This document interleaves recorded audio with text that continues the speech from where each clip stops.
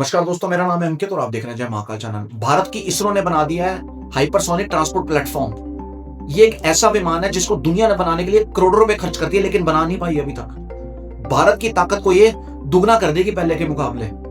भारत को ना ही केवल स्पेस में, लेकिन ये जमीन पे भी अजय बना देगा। हाइपरसोनिक का मतलब होता है आवाज की स्पीड से 5 गुना ज्यादा। इसकी स्पीड 7 मैक है, जाने की ये आवाज की स्पीड से 7 गुना ज्यादा स्पीड है इसकी।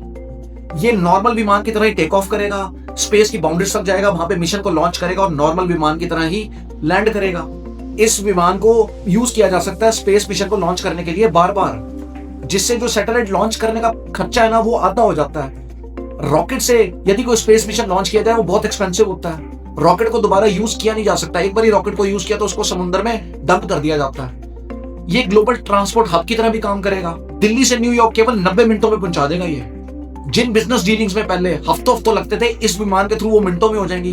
किसी भी कंट्री के अंदर कोई मेडिकल इमरजेंसी है तो ये मिनटों के अंदर उसको पूरा कर देगा। ये ना ही केवल ग्लोबल ट्रांसपोर्ट हब की तरह काम करेगा, बल्कि ये एक सैटेलाइट कैब का भी काम करेगा भारत के लिए।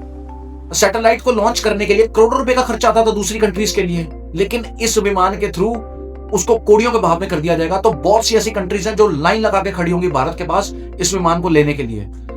इस विमान को वेपन सिस्टम में भी बदला जा सकता है। कोई भी हाइपरसोनिक मिसाइल 3 या 4 मैक की स्पीड से आ रही है, आज की डेट के अंदर एडवांस एयर डिफेंस सिस्टम उनको कंट्रोल नहीं कर पाता। तो इसकी स्पीड तो 7 मैक है, इसको तो कंट्रोल करना इम्पॉसिबल है। इसकी स्पेस टू ग्राउंड स्ट्राइक बहुत कमाल की है।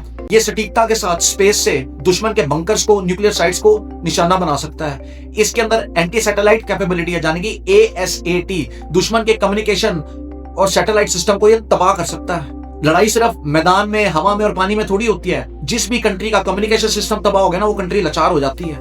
इस विमान की सबसे बड़ी खासियत है इसके अंदर लगा हुआ स्क्रैमजेट इंजन। रॉकेट जब भी स्पेस मिशन लॉन्च करने जाता है तो वो ऑक्सीजन को, फ्यूल को इकट्ठे लेके जाता है, जिससे उसका भार बढ़ जाता है। स्क्रैमजेट इंजन एक ऐसा जीनियस इंजन है जिसको ऑक्सीजन ले जाने की जरूरत नहीं होती।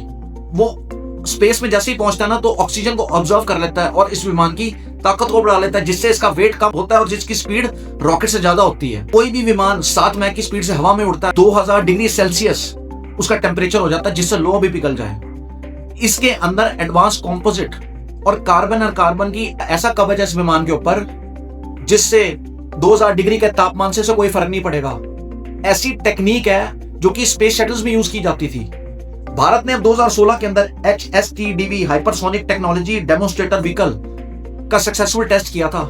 ये टेक्निक पे तो हम महारत हासिल कर चुके हैं। आज उसी महारत को हम यूज कर रहे हैं। चाइना को बहुत घमंड था अपनी DF-17 मिसाइल के ऊपर। अब DF-17 मिसाइल वो हाइपरसोनिक मिसाइल है जिसको एक बार यूज किया और खत्म। अमेरिका के पास भी एक स्पेस व्हीकल है जिसका नाम है X-37B। अमेरिका ने उस मिशन को भी गुप्त रखा है और वो लिमिटेड जगहों पे जा सकता है। ना ही उसकी स्पीड 7 मैक के बराबर है। अभी तक ऐसा कोई व्हीकल नहीं दुनिया के अंदर जिसकी स्पीड 7 मैक हो, जो स्पेस मिशन, ट्रांसपोर्ट और वेपन प्लेटफॉर्म के ऊपर इतना सक्सेसफुली काम करे, जिससे देख के चाइना और अमेरिका भी हैरान है। बाकी दोस्तों, आपका क्या कहना है इस वीडियो के बारे में मुझे कमेंट सेक्शन में लिख के बताइए।